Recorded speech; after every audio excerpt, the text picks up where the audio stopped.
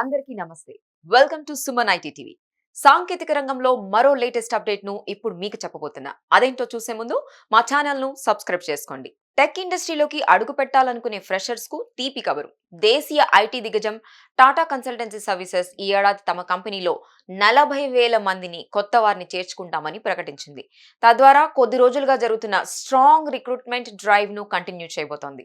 TCS chief human resources officer Milind Lakkad ఈ విషయాన్ని వెల్లడించారు. కేవలం జూన్ క్వార్టర్లోనే 5,454 మంది కొత్త ఉద్యోగులను చేర్చుకున్నామని ఆయన గుర్తు చేశారు. దీంతో టీసీఎస్ లో మొత్తం ఎంప్లాయీల సంఖ్య 6,06,998కి చేరింది. అత్యుత్తమ టాలెంట్ కు మన దేశం డెస్టినేషన్ అని మిలింద్ లక్కడ్ తెలిపారు.